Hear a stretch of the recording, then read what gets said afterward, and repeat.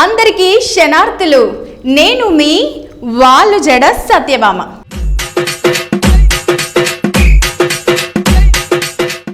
అమ్మ పాడే జోల పాట. ఇక గీ మధ్యకాలంలో వస్తున్న పాటలల్లా ట్యూన్ వినబడుతుంది కానీ సాహిత్యం అయితే గింత కూడా కనబడతలేదుల్లా. వ్యాపార వినోద ప్రపంచంలో మిట్టపల్లి పాటలు జర్ర సెలయేటి జల్లు లెక్క ఊరటనిస్తున్నాయి. ఇక గాయనకు నాకు దగ్గర 14 ఏళ్ల అనుబంధం. గా మనిషి పరిచయం కాక మునిపే ఆయన సాహిత్యానికి వీరాభిమానినైనా గా చొరవతోనే మిట్టపల్లి అని ఏకవాక్యంతోనే సంబోధించుకుంటా గీ అమ్మ పాట అమృత శరణాలను సమీక్షిస్తున్నా అన్నాడు. ఇక అమ్మ గురించి చెప్పాలంటే ఎందరో కవులు గాళ్ళ శైలిల గేయాలు పాటలు రాసిన చరిత్ర మన భారతదేశాందే కదా.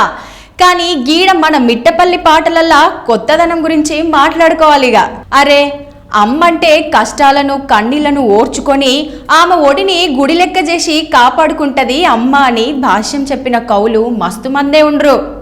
చారెడు నీళ్లను కూడా దాచుకోక సర్వస్వం అర్పించే మబ్బే అమ్మ.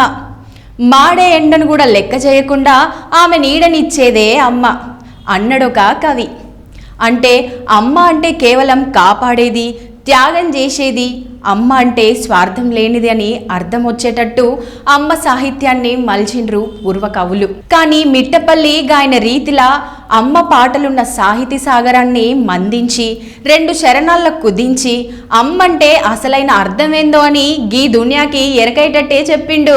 అమ్మంటే బతుకునిచ్చేది మాత్రమే కాదుల్లా, ఎట్లా బతకాలనో కూడా నేర్పేది అమ్మతనం అని అంటుండు. ఇక ప్రతి కవి అమ్మ అంటే మానవాళి పుట్టుకకి కారణమైన తల్లి గురించే కావ్యాలను కూడా రాసిర్రు. కానీ మిట్టపల్లి అమ్మతనం జీవరాశులకే కాదు, గీ ప్రకృతిలా ప్రతి వస్తువుకు కూడా అమ్మతనాన్ని ఆపాదించిండు. సాగర మదనంలో ఎగసిన ఆవిని నింపుకున్న చినుకుకు జన్మనిచ్చిన ఆకాశాన్ని అమ్మను చేసి చూపించిన గడసరి ఎవలో కాదుల్లా గీ మిట్టపల్లే. గాలికి కొమ్మలను అమ్మల్లాగా చేసి కొమ్మలను పుడమి పుత్రికలు లెక్క చేసి వాటి జన్మ రహస్యం ఇప్పి చెప్పిండు.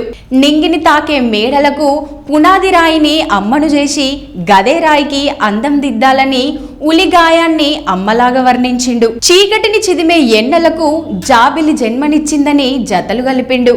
అమ్మకు బిడ్డ కనుపాప అనుకుంటాం గాని గీ పదాల పాట పాపుడు మాత్రం లోకం చూపించే కళ్లకు కనుపాపను అమ్మ చేసిండు. పదాలకు కొంగునేసి కొత్త అందాలను చూపించడంలా మిట్టపల్లి సాహిత్యం కొత్త పుంతలు దొక్కుతుందిలా. గీ పాటల మాంత్రికుడు అమ్మ పాటలో అమ్మతనానికి కొత్త అర్థాన్ని చెప్పి సృష్టి రహస్యాన్ని శ్రావ్యంగా చెవులేసిండు. గీ 2 చరణాలల్లా అమ్మతనం గురించి ఆవవోసిన వాటిన అర్థమేందో ఎరికేనానుల్లా నేను చెప్తా ఇనుర్రిగా. అమ్మంటే కన్నీళ్లు తుడిచేదే కాదు, కన్నీరు వెట్టించైనా బతకడం నేర్పేది అమ్మ.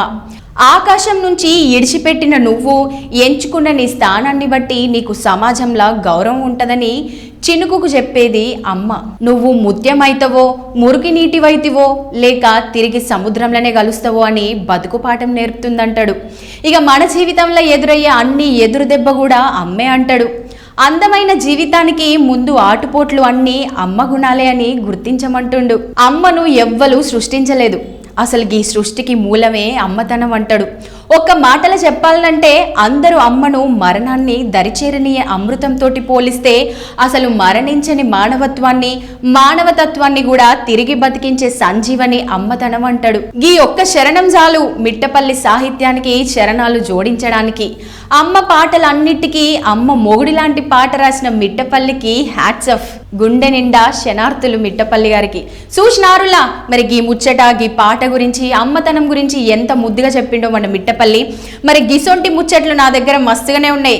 మరి అసొంటి అన్ని మీ ముందు దాకా రావాలంటే మీరేం చేయాలో ఎరికేగా. మా ఛానల్ని లైక్ చేయరి, షేర్ చేయరి, సబ్స్క్రైబ్ చేయరి, కామెంట్ చేయరి, అట్లనే పక్కనున్న గంటను కూడా పోయేస్తాం వల్ల.